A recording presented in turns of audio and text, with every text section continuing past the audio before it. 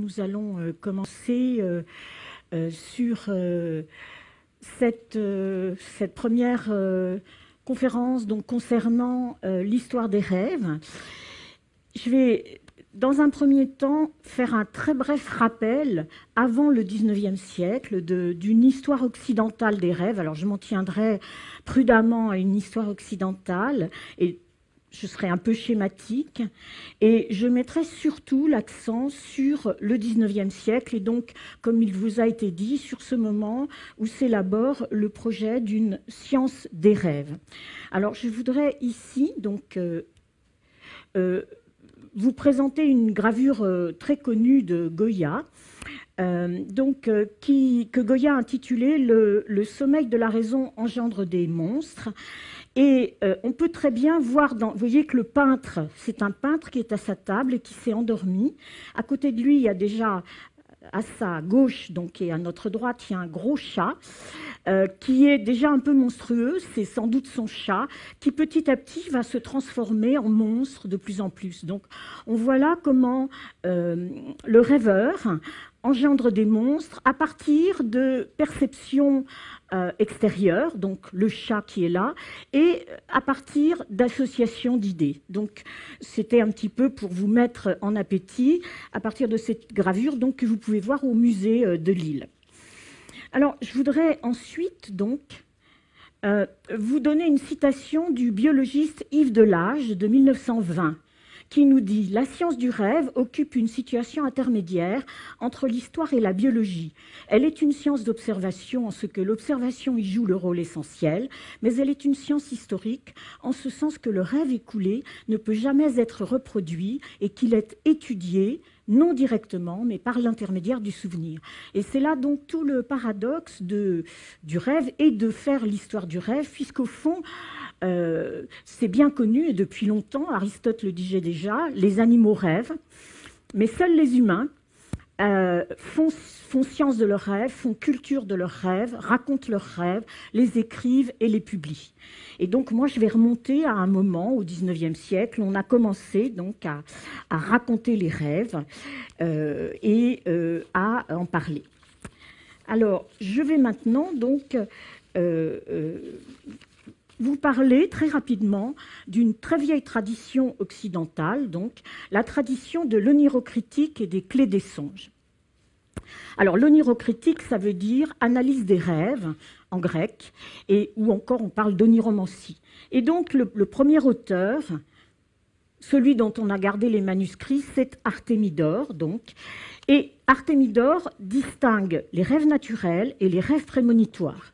Donc il faut bien voir que dans cette tradition grecque, il y a des rêves naturels qui ne s'interprètent pas. Et alors les rêves prémonitoires donc, sont de deux sortes. Ils sont soit théorématiques, c'est-à-dire qu'ils sont clairs. Par exemple, vous rêvez que vous allez faire naufrage et ensuite vous faites naufrage. Bon.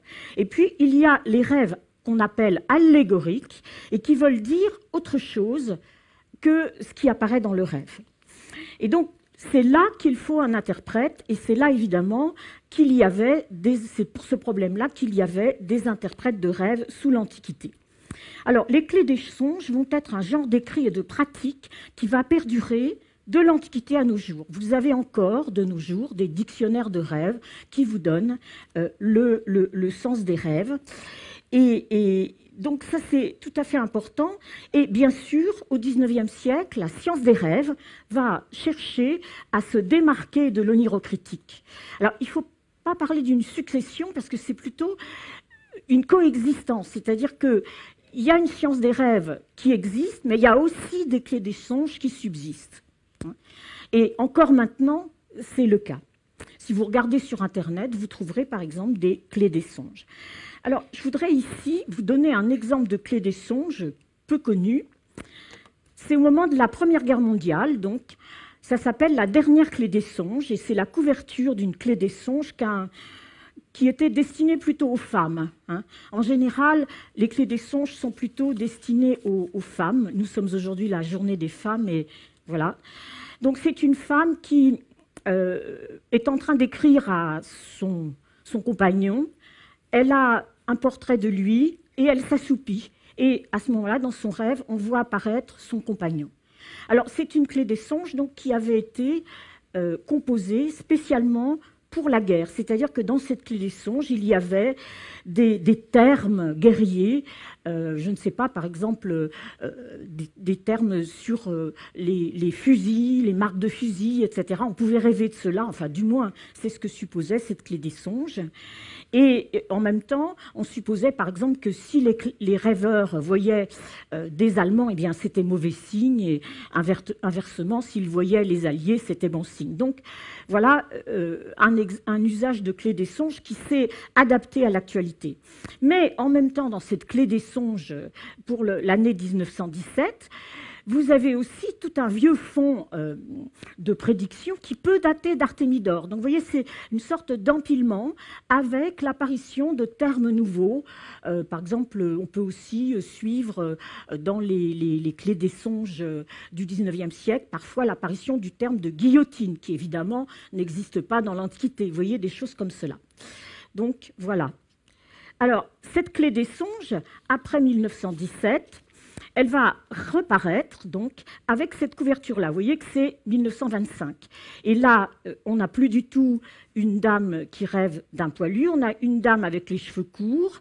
Et cette clé des songes est attribuée à une certaine Madame Athéna. Alors, on ne sait pas si cette Madame Athéna, en fait, c'était un homme ou une femme, parce que souvent, il y a des pseudonymes. Hein.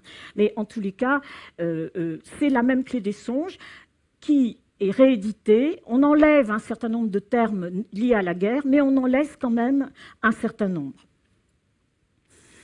Une autre tradition, c'est la tradition du rêve dans la médecine antique, hippocratique et galénique, donc attribuée à Hippocrate et à Galien. Souvent, c'est attribué à. Hein.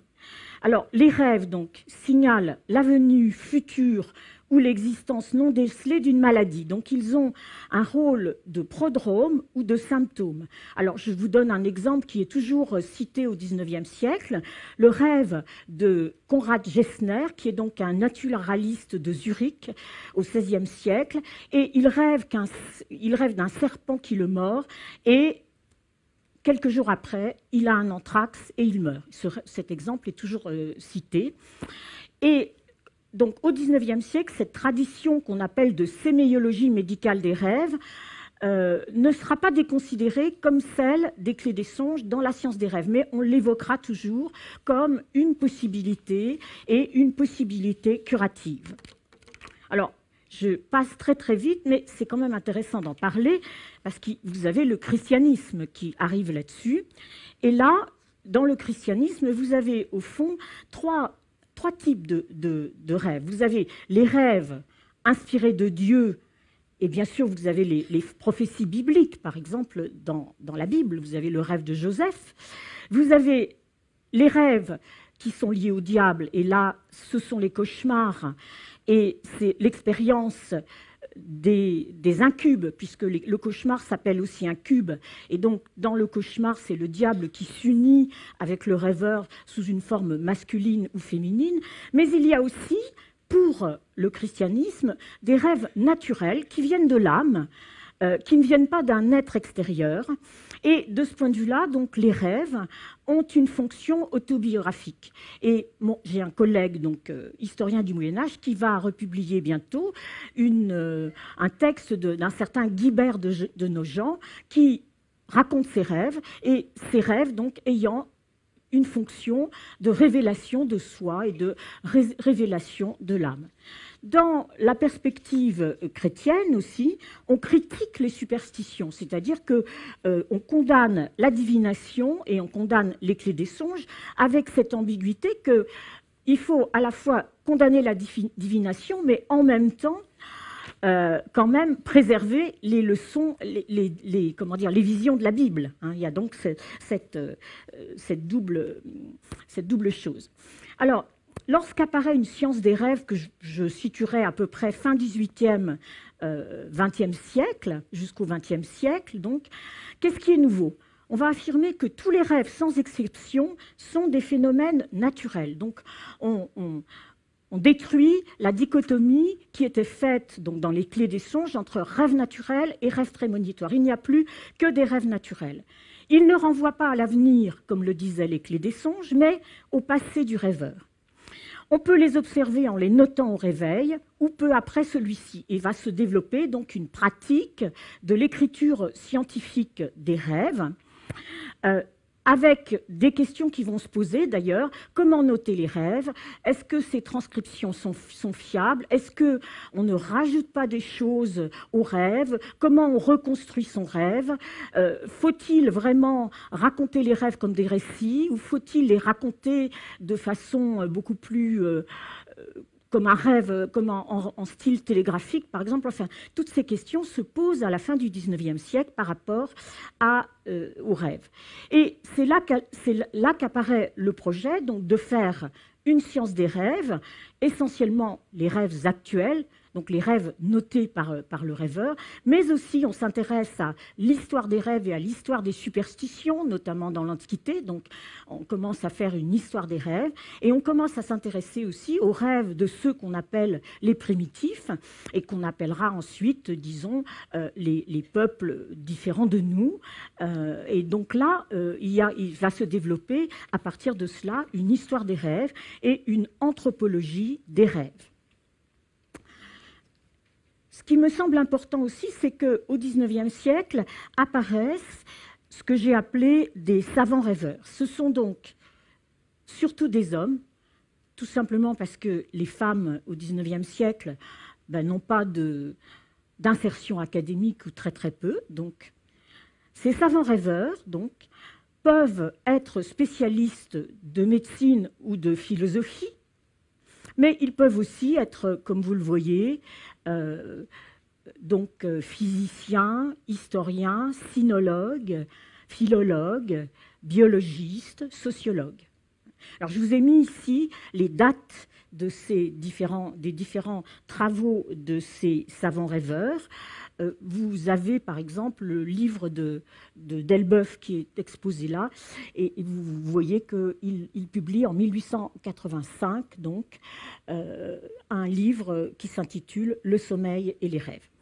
Alors, quel est le savant rêveur le plus emblématique dans cette histoire? C'est Alfred Maury, dont le livre est publié qui s'appelle « Le sommeil et les rêves ». Ce livre est publié en 1861 et republié jusqu'à 1878. Et Maury apparaît comme le grand spécialiste, le grand classique du XIXe siècle, à peu près comme maintenant Freud pourrait apparaître comme un grand classique. On le cite tout le temps. On cite ses exemples de rêves, on cite des passages de lui et on discute ses rêves, éventuellement. En tous les cas, c'est vraiment le grand classique du XIXe siècle. Savant emblématique dont je vous donne ici le buste. Alors, ce buste est intéressant parce qu'on voit là Maury, il est à l'Institut, c'est son buste en membre de l'Institut, il est commandeur de la Légion d'honneur, il a l'uniforme de l'Institut, et je rappelle que Maury donc, est professeur au Collège de France, historien, directeur des Archives nationales et commandeur de la Légion d'honneur. Donc on le voit là en majesté. Maintenant, nous allons le voir à son réveil. Alors, Maury se décrit à son réveil comme ayant des pantoufles dans ses textes. Donc, vous voyez, on est là dans un lieu qui n'est pas du tout un lieu académique, mais il est chez lui, à sa table de travail. Et voici ce qu'il dit. Donc, il décrit ainsi son activité. Il m'arrive souvent à mon réveil de recueillir mes souvenirs et de chercher par la réflexion à reconstruire les songes qui ont occupé ma nuit. Non pas comme les anciens Égyptiens, ainsi que nous le montrent les papyrus grecs trouvés en Égypte, pour tirer de ces songes des règles de conduite et des révélations pour l'avenir, mais afin de soulever le voile qui couvre leur mystérieuse production. Donc vous voyez que là, Maury se pose très clairement comme un savant qui cherche à critiquer les superstitions. Il n'est pas donc quelqu'un de crédule. Un matin, je me livrais à une réflexion de ce genre. Je me rappelais que j'avais eu un rêve qui avait débuté à Jérusalem ou à la Mecque. Je ne sais pas au juste si j'étais alors chrétien ou musulman. Après bien des aventures que j'ai oubliées, Je me trouvais chez M. Pelletier, le chimiste. Alors ici, un chimiste, c'est un pharmacien. Et après une conversation avec lui, il se trouva qu'il me donna une pelle de zinc qui fut mon grand cheval de bataille dans un rêve subséquent et qui a été plus fugace que les précédents. Voilà 3 idées, 3 scènes principales qui me paraissent liées entre elles par les mots pèlerinage, pelletier, pelle, c'est-à-dire par 3 mots commençant de même, qui s'étaient associés évidemment uniquement par cette assonance et étaient les liens d'un rêve en apparence incohérent. Donc, vous voyez que là, on voit bien l'activité du savant à sa table de travail, alors qu'on peut supposer qu'il est en pantoufles. Donc, il se rappelle ses rêves, qui sont un peu flous, et puis il essaye de voir quel est le lien de tous ces rêves. Et vous le voyez, il apparaît comme un croyant un peu inconséquent, puisqu'il ne sait pas très bien s'il est musulman ou chrétien, c'est-à-dire que ça n'est pas du tout un rêve prémonitoire, un rêve qui pourrait par exemple l'inciter à aller faire un pèlerinage, hein, pas du tout. Je vous rappelle également que la pharmacie Pelletier existe toujours rue Jacob, vous pouvez la voir si vous le souhaitez. Alors, on préparait à l'époque les médicaments avec des petites pelles, on faisait des petites pelles où on mélangeait les poudres. Alors, maintenant, je vous en renvoie donc à, cette fois-ci, un savant, Léon d'Hervé de Saint-Denis, qui était collègue de Maury au Collège de France et qui était sinologue. Et lui, il explique qu'il a tenu un album de rêves dans lequel il dessinait ses rêves aussi. Alors, on a en dessous, donc vous le voyez, ces motifs géométriques, donc, ce sont des fausses peines, des taches de couleur qui apparaissent la nuit. Au-dessus, vous avez un rêve expérimental. Alors, ce que raconte Hervé de Saint-Denis, c'est la chose suivante. Donc, il a voulu provoquer des rêves. Et donc, il est allé en Vivarais et il a associé à chaque fois une odeur. Pardon, non, il n'était pas en Vivarais, pardon. Il a associé une odeur que son valet de chambre mettait sous son oreiller, sans lui dire quand il le mettait. Et cette odeur, il l'avait senti dans le Vivarais, lorsqu'il était dans le Vivarais. Et au bout d'un certain temps, il fait le rêve suivant. Donc vous le voyez, il se retrouve dans le Vivarais. Le personnage qui est là, vous voyez, ici, le personnage qui a l'air un peu ébahi avec une barbe, c'est lui. C'est un portrait d'Hervé de Saint-Denis. Et puis vous voyez entrer une femme nue et un peintre. Alors en fait, ce que dit Hervé de Saint-Denis, c'est que cette femme nue et ce peintre, donc ce sont un peintre qu'il avait connu alors qu'il était dans un atelier d'artiste et une modèle qui surgissent dans le rêve. Donc vous voyez que c'est le passé qui surgit dans le rêve, et en même temps vous avez sur le côté un rideau rouge, hein, qui indique donc une sorte de théâtralisation du rêve, puisque ce rêve donc est un rêve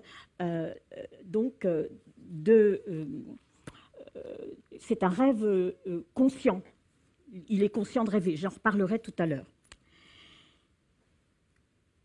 Alors, je vous rappelle qu'à peu près à la même époque, donc 1867, un petit peu avant, il y a un peintre, Manet, qui peint le déjeuner sur l'herbe et qui peint justement une femme nue au milieu d'hommes qui sont habillés, et ce tableau fait scandale.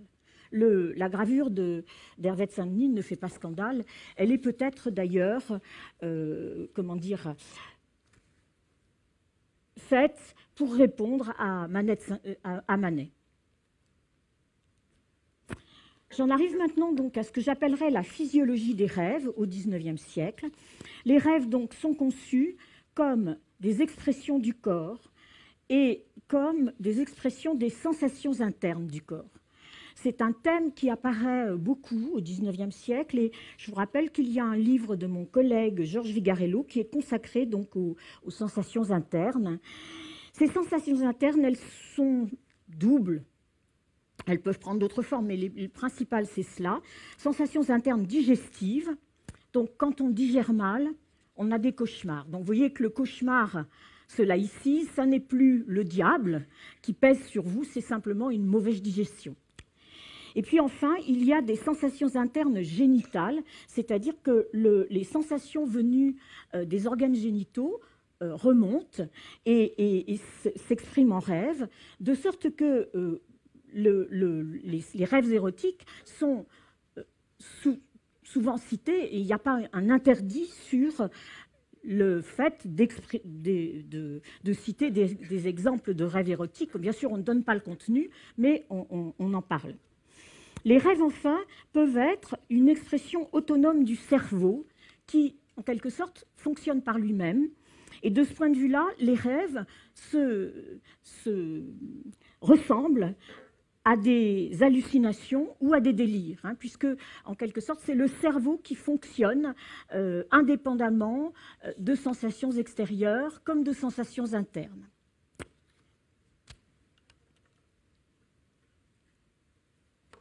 Alors, j'en arrive maintenant à la psychologie, aux psychologies des rêves. Donc, les rêves renvoient aussi à des perceptions extérieures transformées. Alors, on l'avait vu avec Goya. On le voit aussi avec, par exemple, Bergson, le philosophe Bergson, qui publie en 1901 une conférence sur les rêves.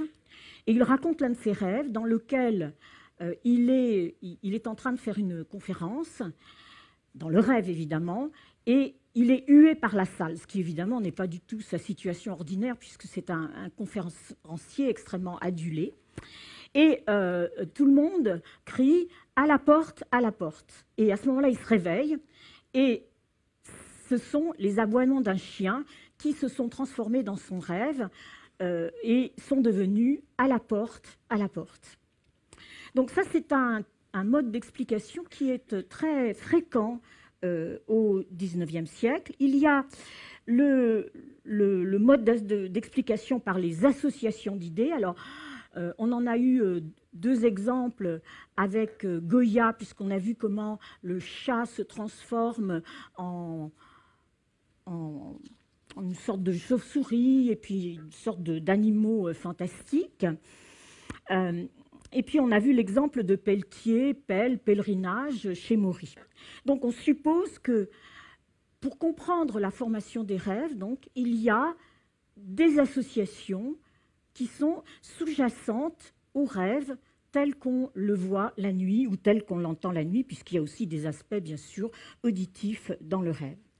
Enfin, le rêve s'explique par le passé de la veille, de la jeunesse ou de l'enfance. Alors, passé de la veille, c'est très fréquemment souligné, mais aussi passé de la jeunesse et de l'enfance. Et ici, il y a un rêve très, très célèbre de Maury, qui s'appelle le rêve du pont de Trillport. Donc Maury a vécu à Meaux dans son enfance, dans sa jeunesse, et son père était ingénieur et a construit un pont à Trillport, sur la Marne. Et dans son rêve, il se voit jouant près du pont de Trillport, et surtout, il entend le nom d'une personne qu'il avait totalement oubliée. Il se demande, mais que se passe-t-il? Il interroge une domestique qui lui répond que, mais oui, c'était un personnage de sa jeunesse, mais dont il avait oublié le nom. Donc, Maury en conclut qu'il y a des sortes de retours de mémoire et que, au fond, c'était quelque chose qu'il savait sans le savoir, en quelque sorte, qui était resté insu et qui reparaît donc à la faveur de ce fameux rêve. Donc, ce rêve sera très, très, très, très célèbre et il sera, par exemple, repris par Freud, mais aussi par beaucoup d'autres savants du XIXe siècle. Il y a enfin donc le rapport de l'autobiographie et du désir, c'est-à-dire que le rêve porte des traces autobiographiques. On le voit à propos du pont de Trillport, qui au fond, là Maury n'est plus seulement un savant qui va parler des antiquités grecques, mais qui va dire à son lecteur, mais voilà, j'ai vécu dans mon enfance à Meaux, j'étais à Trilleport, donc il y a forcément des éléments autobiographiques qui vont intervenir pour comprendre le rêve, éléments autobiographiques qui peuvent être soit très minimes, soit au contraire très importants pour le rêveur, enfin très très chargés d'affect. Mais en tous les cas, on voit bien là que ce lien se noue, lien qu'on avait déjà vu, je vous le rappelle, au Moyen-Âge, hein, pour reprendre ce que dit Jean-Claude Schmitt. Enfin, il y a un lien avec le désir.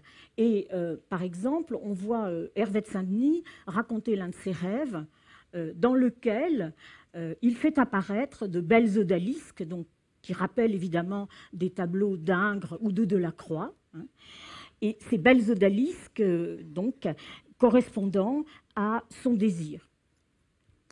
Et cela m'amène à parler donc des rêves dirigés, des rêves lucides, qui sont mis en exergue notamment par Hervé de Saint-Denis. Hervé de Saint-Denis soutient donc que l'on peut avoir des rêves conscients et que l'on peut même, partiellement au moins, diriger ses rêves. Alors, il n'emploie pas le terme de rêve lucide, donc ce terme sera utilisé par un médecin hollandais qui s'appelle Van Eeden en 1913. Mais c'est là le début, au fond, d'une description de ces fameux rêves lucides, rêves dirigés, etc. Enfin, on souligne, à l'inverse des rêves dont on a honte au réveil, au fond, il y a deux types de rêves. Il y a ceux dont on a honte au réveil, et puis il y a au contraire des rêves qui permettent de découvrir. Alors, quels sont les rêves dont on a honte? Alors, j'en donne quelques exemples dans cette littérature. On peut avoir des rêves superstitieux.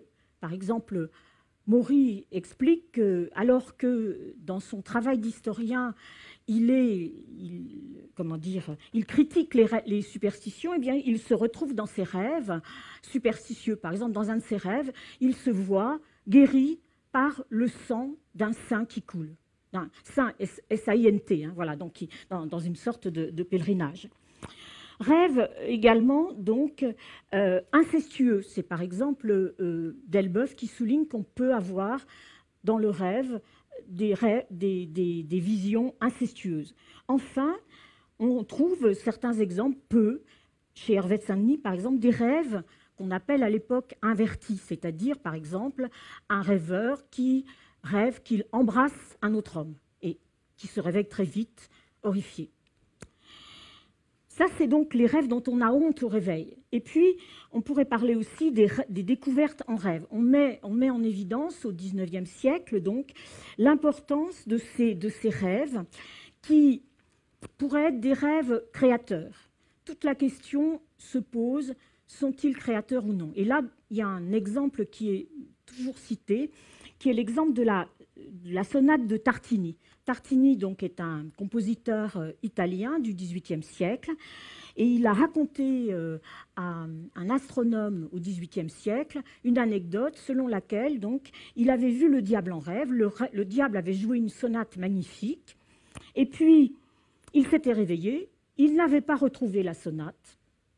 Donc, et puis il avait essayé de la retrouver et finalement il avait écrit sa sonate mais sans vraiment retrouver son rêve.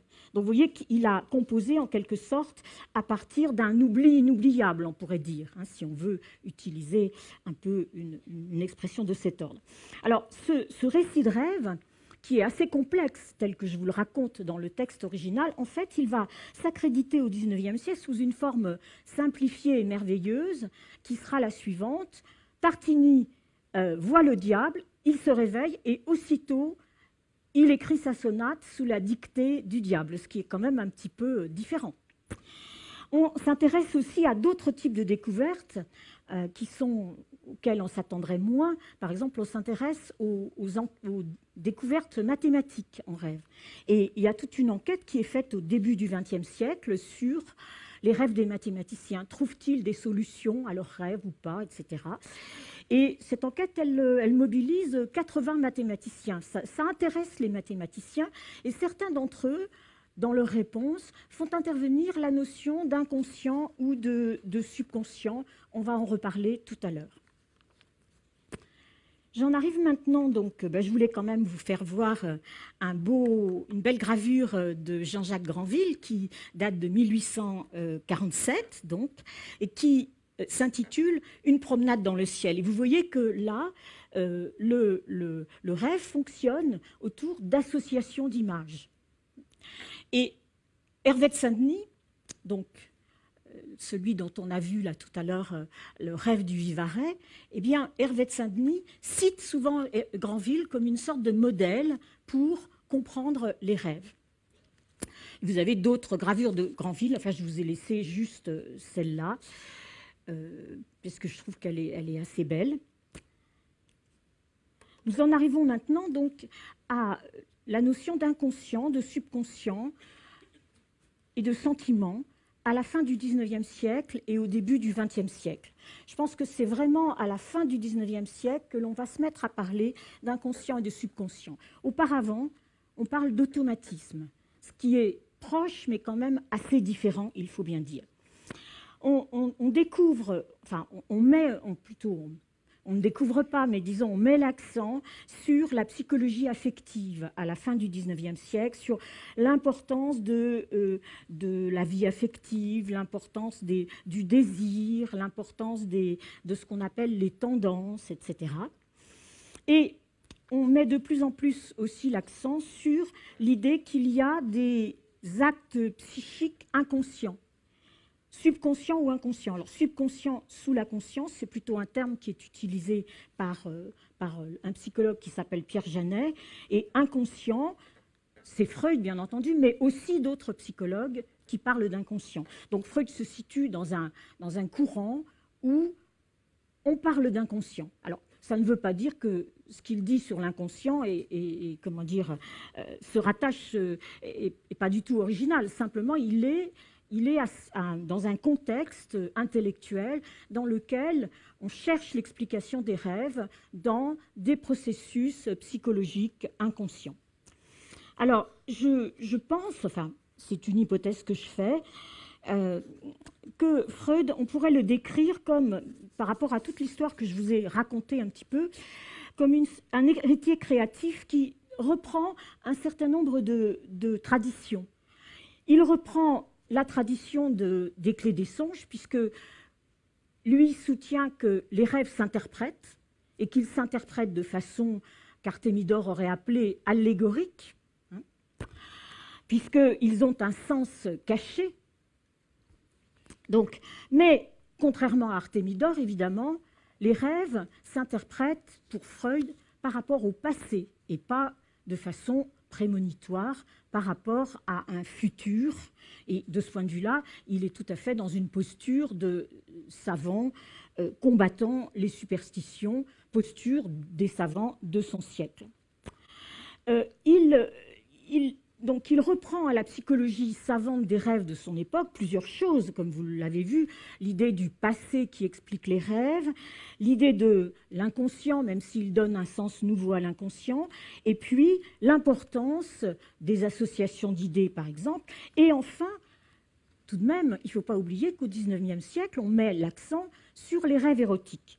Alors, la question est un peu compliquée parce que je crois qu'en fait, pour Freud, les rêves érotiques font problème. Pourquoi? Parce que si on interprète les rêves comme ayant un sens caché, un rêve érotique, il n'a pas de sens caché. On voit des organes génitaux dans un rêve érotique. Alors, comment l'interpréter?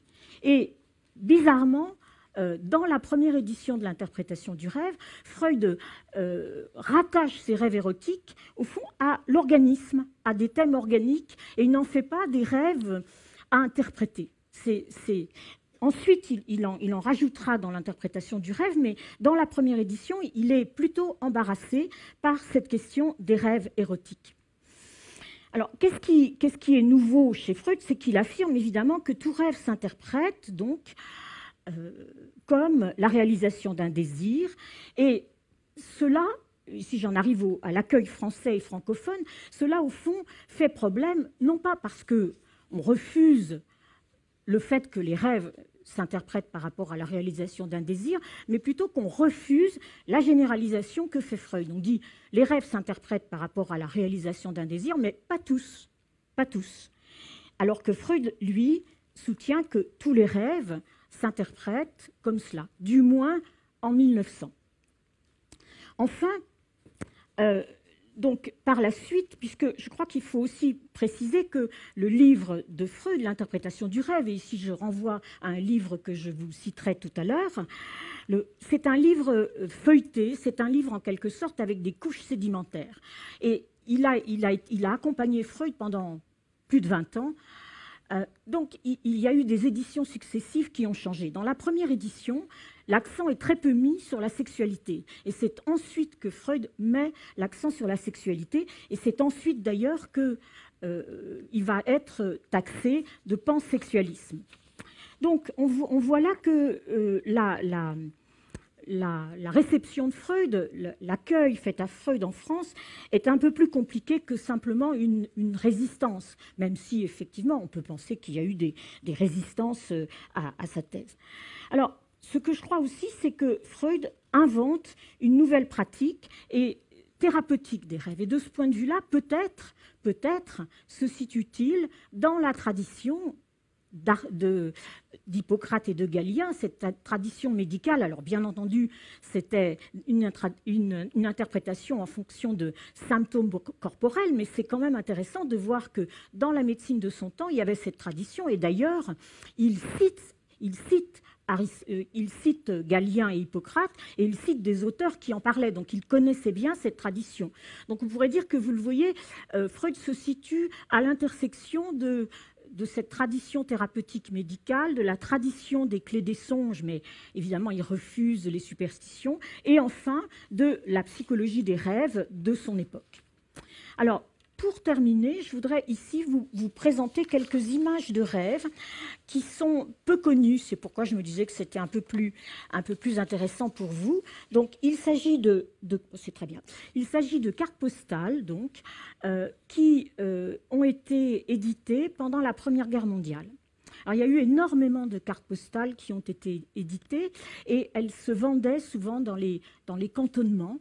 Les soldats les achetaient pour les envoyer à leurs familles, à leurs amis, à leurs enfants, à leurs compagnes, puisque, je le rappelle, donc, il y a eu une intense correspondance qui a été échangée. Et donc, vous avez, dans ces cartes postales, un certain nombre de représentations de rêves qui sont intéressantes, car elles me semblent être en phase avec, avec ce que je vous ai dit sur la science des rêves du 19e siècle. Alors, voici une carte postale qui est comme une sorte de petite bande dessinée. Donc, vous voyez le soldat en haut, donc il est dans une cagna, c'est-à-dire c'est l'argot du soldat, donc il est dans un cantonnement. Tous ronflent là-dedans et il y a de l'eau qui tombe. Et puis, petit à petit, donc, voilà ce qu'il dit, les copains ronflaient comme des marmites de divers calibres. Alors, les marmites, c'était des obus. Hein, donc, c'est comme ça qu'on appelait les obus. Moi, je rêvais à la gosse. Tout à coup, je sens comme une caresse, des mains de femmes douces et parfumées. À travers la fumée des vieilles pipes, je vois une forme suggestive s'approcher de moi. Oh, miracle, c'est la gosse. Je la reconnais. Elle se penche, je sens son souffle. Oh, bonheur, j'étends la main pour la saisir. Elle se dérobe, elle revient. Enfin, je l'attrape. Oh, la garce, elle me mord, je me réveille. Horreur, c'était un rat. Donc, on a là, vous le voyez, et il y a pas mal de cartes postales qui ont le thème du rat, du réveil. Le poilu rêve à quelque chose, et puis au bout du compte, c'était un rat, parce qu'il y avait beaucoup de rats dans les cantonnements aussi, bien entendu. Et donc là, vous le voyez, c'est à la fois une sensation extérieure transformée, donc le rat qui est interprété par le rêve comme une caresse, et évidemment un rêve qui correspond, un rêve érotique qui correspond à un manque affectif. C'est donc sa gosse que le poilu voit dans son rêve, sa gosse dont il est éloigné et qui ne peut réapparaître que la nuit. Alors, vous avez d'autres cartes postales de rêve. Vous voyez le poilu qui rêve de bon tabac, qui rêve d'un mandat, de l'envoi d'un mandat, etc. Enfin, je vais maintenant donc vous en faire voir une autre. Alors, c'est une belle carte postale de 1915. Ça s'appelle donc Jour de l'an guerrier 1915, le rêve du soldat dans la tranchée. Alors, vous voyez que c'est un jeune poilu et qui donc s'est endormi. Et qu'est-ce qu'il voit au-dessus de lui? Il voit des proches, un peu, de façon un peu indifférenciée. C'est-à-dire, on ne sait pas si c'est... peut-être c'est son père, enfin un homme plus âgé avec une barbe en haut, peut-être étreint-il sa femme ou sa mère, on ne sait pas. En tous les cas, c'est, vous le voyez, le retour à la vie civile et le retour vers les proches. Et évidemment, il y a un terme qui circule tout le temps dans les tranchées, mais qui circulait sous d'autres formes dans les armées, c'est le terme de cafard. Le terme de cafard est absolument employé tout le temps là. Avant, dans les armées napoléoniennes, par exemple, on parlait de nostalgie. Les soldats avaient la nostalgie. Ils avaient le mal du pays, le cafard de leurs proches, etc.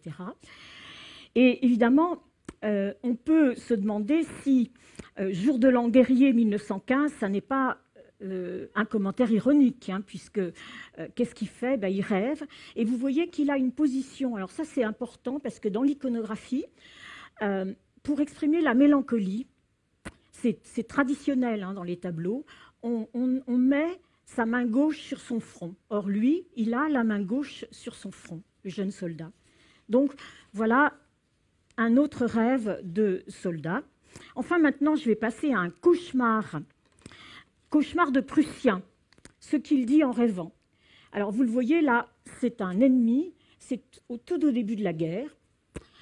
Il a un casque à pointe, donc c'est le Prussien, puisqu'il a un casque à pointe. Et au début de la guerre, donc, on parle, dans les journaux notamment, des atrocités allemandes.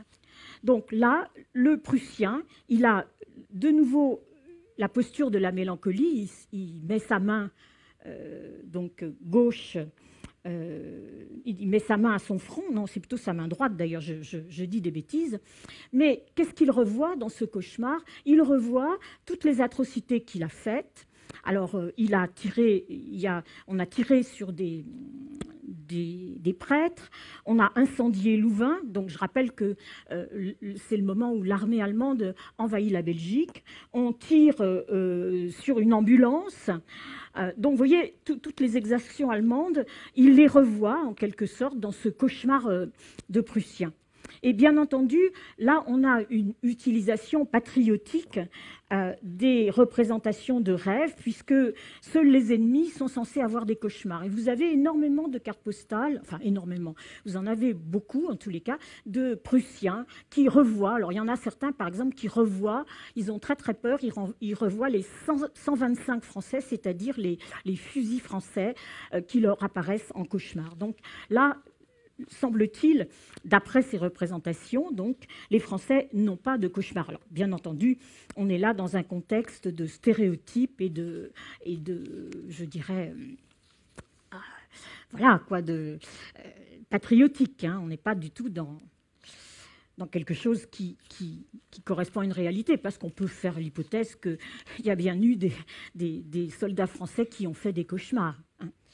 Alors, je vous ai maintenant fini cette conférence en vous parlant donc de quelques références. Je vois que j'ai été assez rapide, mais ce n'est pas plus grave, on pourra comme ça discuter. Donc, je vous ai mis un certain nombre de références. Alors, vous voyez, j'ai écrit « Les rêves, quelle histoire ?» parce qu'effectivement, il faut là se demander qu'est-ce qu'on peut lire. Alors, je vous ai mis 2 références d'époque, puisque vous pouvez les lire sur Internet. Donc, vous pouvez lire Maury sur Gallica, donc ça, c'est pas très difficile à trouver. Et puis, vous pouvez lire aussi Hervé de Saint-Denis sur le site de la Bibliothèque de médecine. Donc, je vous ai mis la référence du site Enfin, il suffit d'aller faire bibliothèque de médecine et vous trouverez. Donc, voilà, vous pouvez donc lire ces textes. Et Maury et Hervé de Saint-Denis sont vraiment les deux grands classiques du XIXe siècle, avec Delboeuf, par exemple, mais qui, je crois, n'a pas été encore numérisé. Alors, ensuite, je vous ai mis un certain nombre de références. Bon, je vais donc peut-être vous parler surtout du livre qu'on va publier, qui est en fait un livre qui suit le thème des clés des songes de l'Antiquité à Freud, et qui donc parle de la médecine grecque, bien sûr d'Artémidore, de la médecine grecque, des clés des songes byzantines au Moyen-Âge, à l'époque classique, au XIXe siècle, et puis qui se termine donc par Freud comme l'interprétation du rêve, comme dans son rapport avec Artémidore et avec les clés des songes. Je voudrais maintenant ici vous renvoyer à un livre de Lydia Marinelli et Andreas Mayer, que vous avez ici et qui me paraît extrêmement intéressant à lire. C'est un livre qui reprend l'histoire de l'interprétation du rêve de Freud. C'est-à-dire qu'au lieu de considérer le livre comme un produit tout fini, il va essayer de montrer comment, en fait, petit à petit, le livre s'est constitué par des ajouts, mais par aussi des suppressions. Par exemple, à un moment, l'interprétation du rêve est signée par Freud et par un de ses disciples. Et puis, quand Freud se fâche avec ce disciple Otto Rank, on enlève le nom de Rank, etc. Donc c'est un livre un peu à géométrie variable jusqu'à une certaine date, au moment où, d'ailleurs, après, eh bien là, le livre devient une sorte de monument historique. Enfin, je vous signale le livre de Yannick Ripa, Histoire du rêve, qui repose plus sur, je dirais, c'est plutôt sur les rêves populaires au XIXe siècle, et moins peut-être sur la science des rêves du XIXe siècle. Enfin, je trouvais intéressant de vous signaler le livre de Florence Dumorat, L'œuvre nocturne, qui porte sur les rêves au XVIIe et qui donc a été publié chez Champion en 2005. Donc voilà, si vous voulez compléter votre culture sur l'histoire des rêves, je vous ai donné quelques références. Alors il y en aurait d'autres, mais je ne vais pas vous assommer avec tout cela. Et puis, comme nous avons le temps, donc si vous voulez qu'on repasse des images, qu'on les recommande ensemble, je suis prête à le faire, puisque finalement, là, j'ai tout à fait... j'ai pas du tout débordé, même au contraire, j'ai terminé un peu plus tôt que prévu, puisque je devais parler 1 heure, mais c'est pas plus grave. Voilà.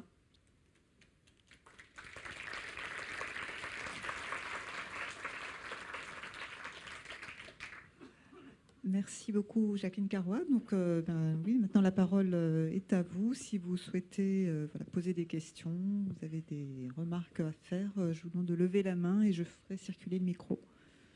Et si vous voulez aussi, par exemple, que je vous repasse des diapos, puisque certaines peut-être demandent commentaires, vous souhaitez qu'on en reparle, voilà.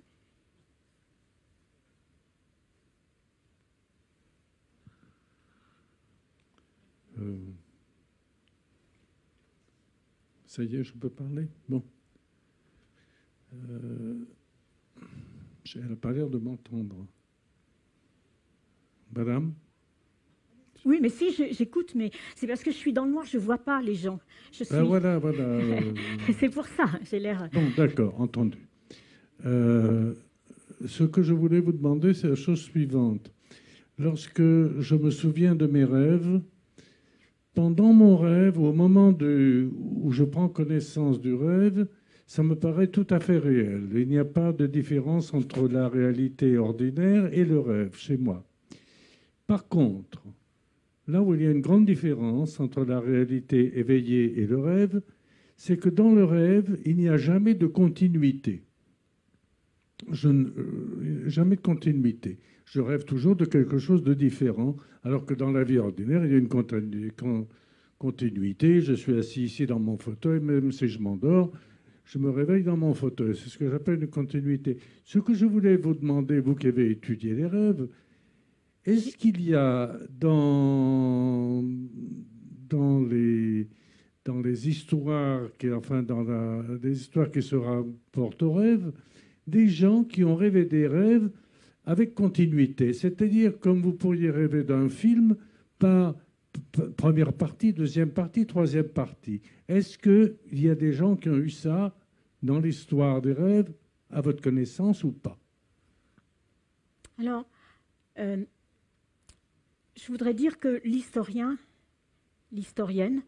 est tributaire des archives et des sources qu'il a, hein, et des récits.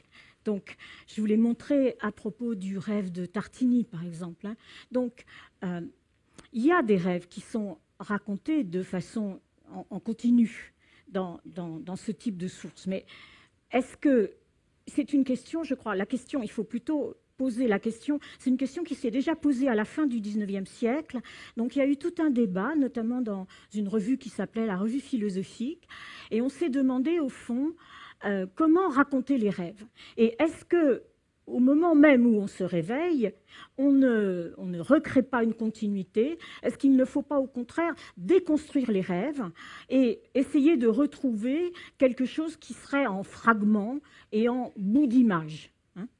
Et la question s'est posée, vous voyez, c'est une question qui s'est posée parce que c'est pourquoi je vous ai cité le rêve, je vous ai cité le texte de Delage, justement, qui est extrêmement intéressant, puisqu'il vous dit, le rêve, c'est à la fois, on atteint le rêve par observation et par histoire, après, par mémoire, hein. Il n'y a pas... On est dans cela. Alors, la question qui s'était posée dans la revue philosophique portait justement sur un rêve de Maury, dont je ne vous ai pas parlé, c'est le rêve de la guillotine. Maury donc, se voit donc, jugé pendant la Terreur. Il se voit, dans son rêve, hein, bien sûr, emmené au tribunal révolutionnaire. Il se voit ensuite emmené en charrette et puis guillotiné. Et ensuite, il se réveille et il y a la flèche de son lit. Vous savez, il y avait des sortes de barres au-dessus des lits avec des rideaux à l'époque. Donc, il se voit avec la flèche de son lit qui est tombée sur son cou. Donc, c'est une sensation extérieure transformée qui a créé le rêve. Et donc, la question qui s'est posée à la fin du 19e siècle, face au récit de Maury, donc, a été de dire c'est un beau récit, c'est un récit très cohérent, puisque c'est une histoire qui se déroule de façon cohérente, mais est-ce que Maury n'a pas en quelque sorte fait des raccords sur son rêve après coup? Vous voyez? Est-ce qu'il n'a pas en quelque sorte restauré son rêve? Et l'une des personnes qui a discuté dans la revue philosophique sur ce rêve disait, mais peut-être que le rêve de Maury est comme une statue restaurée de l'Antiquité. Vous voyez? Donc, toute la question est de savoir, est-ce qu'il y a vraiment des rêves qui sont cohérents, ou bien est-ce que ce n'est pas déjà des récits qui sont reconstruits? Et comment? Et en fait, à chaque époque, on a des manières de raconter un peu différemment les rêves. Par exemple, je donne juste un exemple, au XIXe siècle, on a plutôt tendance à raconter les rêves à l'imparfait. Et dans la littérature actuelle, puisqu'il y a des écrivains qui ont raconté leurs rêves, par exemple, on les raconte au présent. Vous voyez, je vous donne cet exemple-là. Donc tout cela est très, très complexe, puisque qu'est-ce que ça veut dire un rêve qui serait en soi cohérent ou un rêve qui serait en soi incohérent? C'est une question, cette fois-ci, de récit au réveil et comment on raconte les rêves. Et voilà. Et je crois que le débat sur le rêve de la guillotine a été tout à fait intéressant à cette époque. Oui, il y a une question là à votre droite. Oui, pardon, je suis désolée, je suis complètement éblouie. Oui. Hein. C'est pas par... on peut rêver de l'institution à laquelle on appartient. Et ce rêve de Maury me fait penser quel était son rapport aux institutions républicaines ou quel était le poids de de la République, je veux dire, de la citoyenneté des gens, je veux dire. Est-ce que c'est un rêve moi, je parle, mais je ne connais pas Maury aussi. Donc, je vois dans ce rêve un rêve sur l'institution à laquelle on appartient. Mais c'est une catégorie de rêves, c'est les rêves institutionnels. Et quelle est la proportion? Je ne sais pas. Voilà. Mais je ne peux pas vous répondre non plus, parce que là aussi, comme j'expliquais, on est tributaire des sources qu'on a, mais il y en a effectivement des rêves institutionnels et historiques. C'est-à-dire qu'effectivement, le rêve de Maury est un rêve d'historien. Parce que, alors, peut-être ce qu'on peut dire, c'est que il y a à l'époque, enfin moi je me suis intéressée aux rêves de guillotine. Il y en a beaucoup. Il y en a par exemple chez Balzac, dans un récit de la cousine Bette. Il y a également, on voit des guillotines dans les Clés des songes. Enfin bon, je ne vais pas vous parler de tous les rêves de guillotine, mais ce qui me paraît intéressant, et on en a aussi, par exemple, dans des lettres de Poilu, j'ai trouvé un récit de rêve de guillotine. Il se voit guillotiné. Vous voyez, donc on en a beaucoup.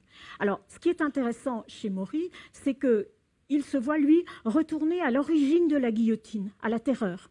Alors que beaucoup d'autres rêves, c'est la guillotine comme instrument de condamnation pénale. Ce sont les condamnés à mort, si vous voulez. C'est pas pareil. Hein.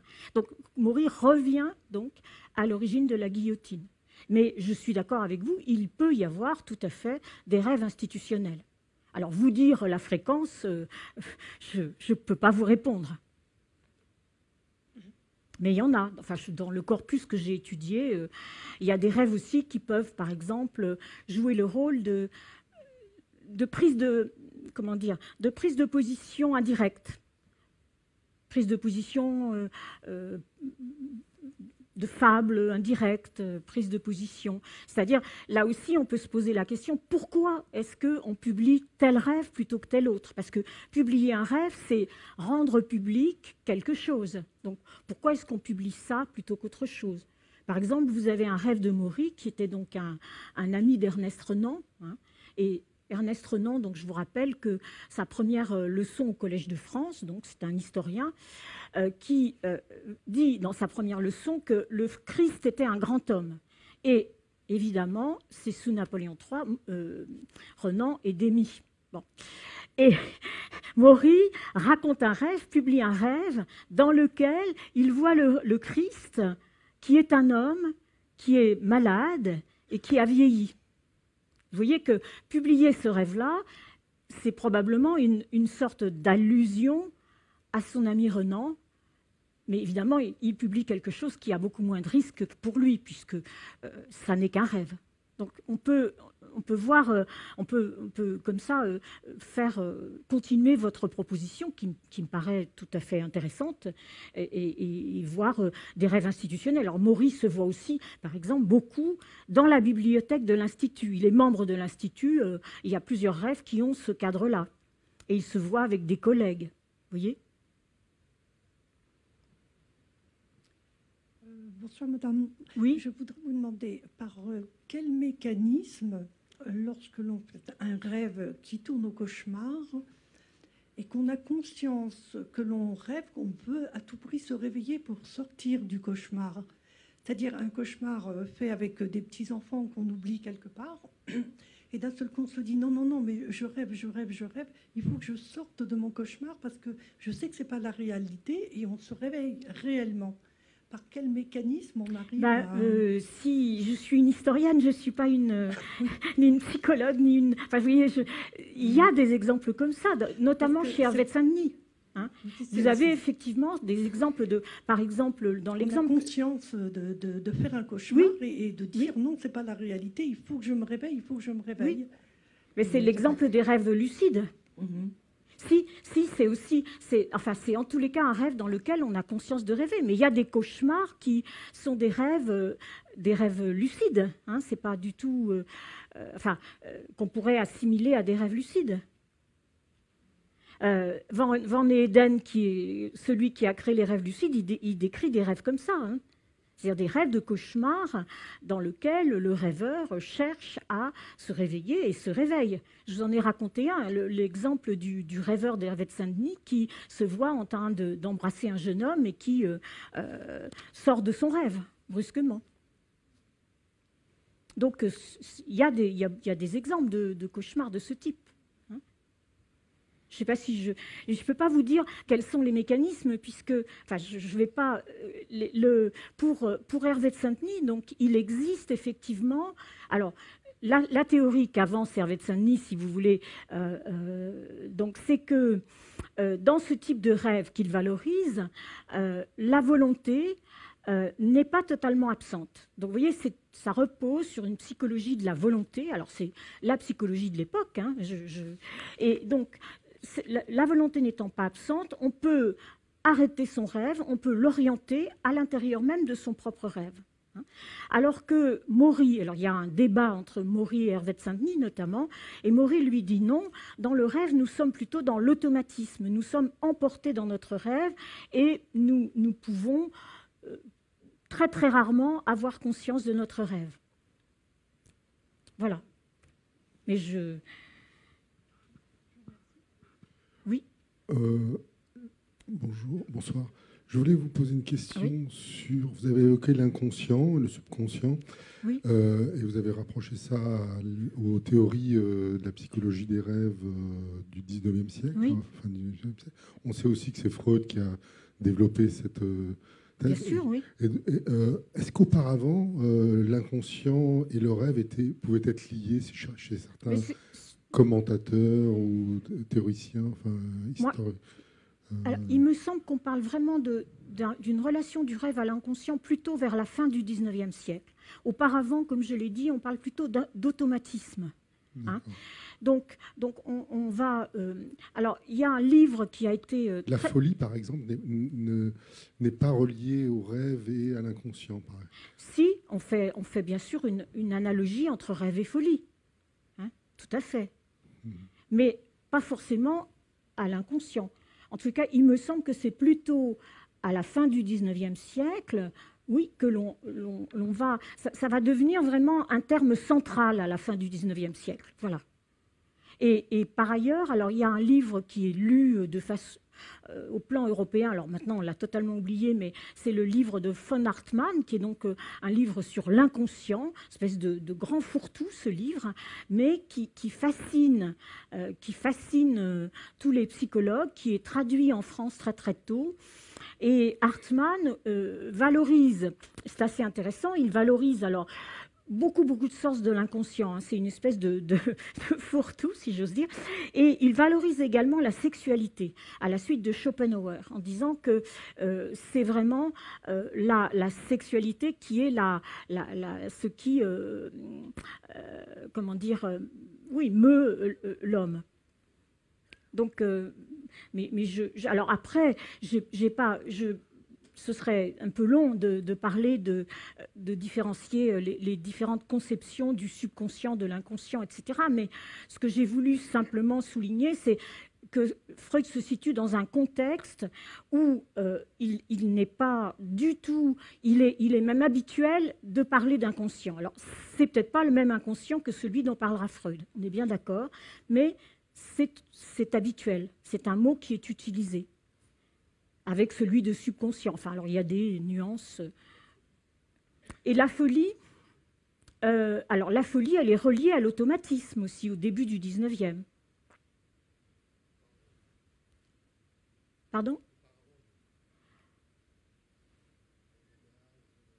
Alors écoutez, là, je vais pas vous dire des bêtises. Il faudrait là voir exactement les conceptions de la folie au Moyen-Âge. Et là, vous avez aussi, peut-être au Moyen-Âge, l'intervention quand même d'êtres extérieurs, comme le diable. Vous voyez, des choses comme cela. Ce qui change la donne quand vous parlez du diable, par exemple. Mais je m'avancerai prudemment sur ce terrain-là. Et puis, il y a toute la médecine héritée d'Hippocrate et de Galien, avec la théorie des humeurs, enfin, vous voyez, des choses comme cela. Bonsoir madame, pardon. Oui. Justement, je rebondis avec le diable et votre exemple de la sonate de Tartini qui n'a pas réussi à retrouver sa mélodie.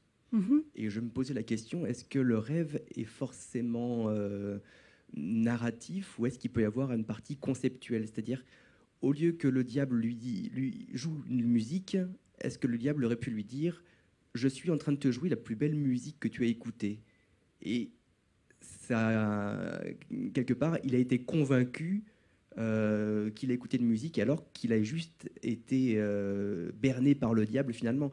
Alors, est-ce que le rêve, dans les écrits historiques, a été théorisé comme étant juste conceptuel? Je ne sais pas si j'ai été très clair. Non, mais je vois bien ce que vous voulez dire. En fait, Tartini... alors, c'est une anecdote qui est racontée longtemps après par Tartini à ce personnage qui s'appelle Lalande. Oui, il y a beaucoup, et c'est au XVIIIe siècle. Et puis ensuite, c'est repris au XIXe dans une version simplifiée et merveilleuse. Mais dans la version de Tartini, enfin dans la version telle qu'on l'a du XVIIIe, en fait, c'est donc le réveil avec l'impression d'avoir fait une découverte, et puis on oublie cette découverte. C'est ça le nœud de ce rêve, puisque au fond, Tartini croit, il a entendu quelque chose de merveilleux, et puis rien, il ne se souvient plus de rien, mais il reconstitue finalement quand même la sonate après coup. Alors, est-ce que c'est conceptuel? Je ne sais pas. Il a peut-être pu...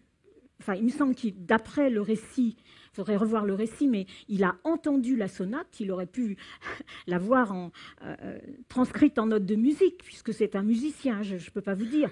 Par exemple, peut-être que votre question, elle serait plus intéressante par rapport au rêve de mathématicien, parce que là, le mathématicien, il y a des raisonnements qui apparaissent en rêve. Dans cette enquête-là, peut-être plus. Et évidemment, la sonate de Tartini pose la question du caractère auditif des rêves aussi.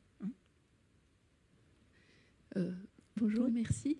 Oui. Ici à gauche. Attendez, oui, c'est ça. Je suis désolée. À quel moment dans l'histoire on passe du terme songe au terme rêve? Qu'est-ce qui fait ce changement? Alors, en fait, c'est au XIXe siècle. Au XIXe siècle, on confond les deux. Dans les dictionnaires au XIXe siècle vous disent songe synonyme rêve ou rêve synonyme songe. Je schématise beaucoup. Alors, auparavant, en fait, on fait une différence. Le songe, c'est quelque chose de plus organisé, et le rêve, c'est quelque chose de plus incohérent, etc.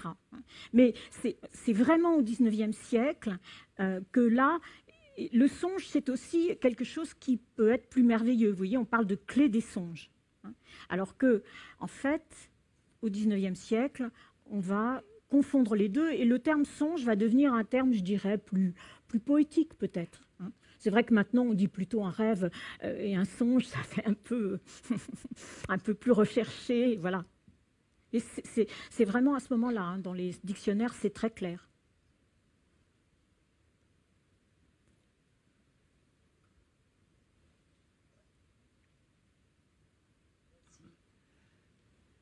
Il y a quelque chose que je n'ai pas du tout compris, madame. C'est l'expression « rêve dirigé ». Oui. Ça me paraît même complètement antinomique, puisque le rêve, par définition, on ne le choisit pas, on le subit, et qu'il soit dirigé, je ne vois pas du tout. Merci. Alors, là, je reprends ce que dit Hervé Sandny, c'est-à-dire que lui soutient que l'on peut partiellement, il le dit bien, partiellement diriger ses rêves. C'est-à-dire qu'à l'intérieur du rêve, on peut faire des choix parce que, selon lui, et c'est la psychologie qu'il applique, il y a un reste de volonté dans les rêves. Alors, il est vrai que ce type de rêve ça correspond peut-être moins à un rêve freudien, si vous voulez, dans lequel on est emporté dans un automatisme. Mais je vous rappelle que si vous lisez l'interprétation du rêve de Freud attentivement, vous verrez qu'il y a des rêves de Freud dans lesquels il a conscience de ses rêves et qu'il les dirige en partie. Vous regarderez, vous en trouverez quelques-uns. Et ce qui est important aussi, peut-être, c'est que, alors ce qui est souligné par plusieurs auteurs de cette époque, c'est que plus on note ses rêves, donc plus on s'occupe de ses rêves, plus on les note au réveil, c'est une pratique qui modifie les rêves à certains égards que de les noter, hein.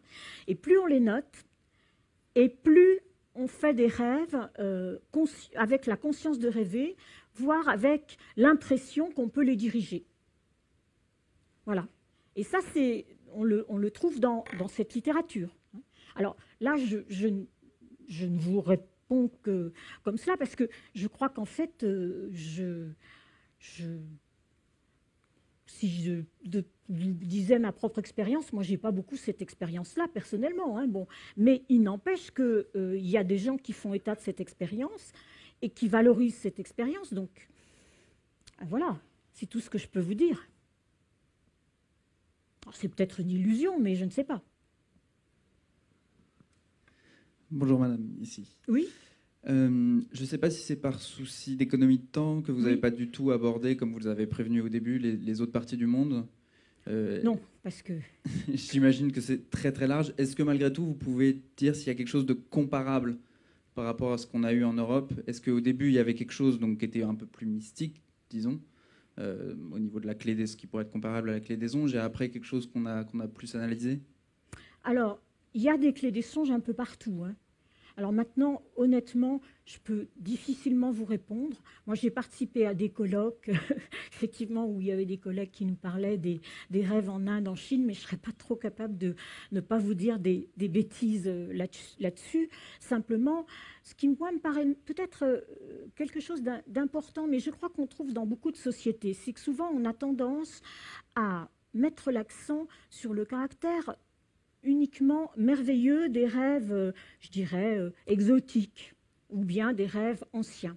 Mais en fait, il y a toujours, presque toujours dans les sociétés, une différence entre les rêves naturels, c'était ce que faisait Artémidore. Pour Artémidore, il y avait des rêves naturels, et puis les rêves qu'on valorise, vous voyez? Et je pense que ce qui est nouveau dans l'histoire occidentale, c'est qu'on enfin, en tous les cas, avec le 19e siècle, parce que, comme je vous dis, il y a toujours encore maintenant des clés des songes. Hein. Donc, ce qui est nouveau avec le 19e siècle, c'est que, du coup, cette distinction entre rêve naturel et rêve extraordinaire, on veut la détruire. On veut, vous voyez, donc on peut très bien dire aussi qu'à certains égards, tout se passe comme si tous les rêves naturels devenait, enfin, les rêves, ce qui n'était qu'une partie des rêves pour Artémidore devient tous les rêves pour les savants rêveurs du 19e siècle. Alors, voilà, je crois que quand on lit des livres d'anthropologues, enfin, j'en ai lu quelques-uns, on s'aperçoit que souvent, les anthropologues mettent l'accent sur les rêves, je dirais, merveilleux ou extraordinaires, et ils oublient qu'il y a toujours quand même la reconnaissance qu'il y a des rêves naturels liés au sommeil, enfin tout ce que vous voulez, au fait qu'on a mal mangé, etc. quoi. Oui, il y a des théories des rêves. Vous avez beaucoup de... Vous avez des travaux d'anthropologues tout à fait intéressants sur les rêves. Par exemple, si vous voulez... vous avez un livre, je n'ai pas mis dans ma bibliographie de travaux d'anthropologue parce que je voulais vous parler essentiellement de l'histoire des rêves et de l'histoire occidentale des rêves, mais par exemple, moi j'aime beaucoup un livre de Michel Perrin, je ne sais plus le titre exact, mais c'est sur les rêves et chamanisme, vous voyez, qui est paru aux presses universitaires de France, donc vous avez effectivement des travaux qui ont été faits là-dessus. Est-ce qu'il y a encore une question ou une intervention? Non. Eh bien, je vous remercie beaucoup, Madame Carrois. C'était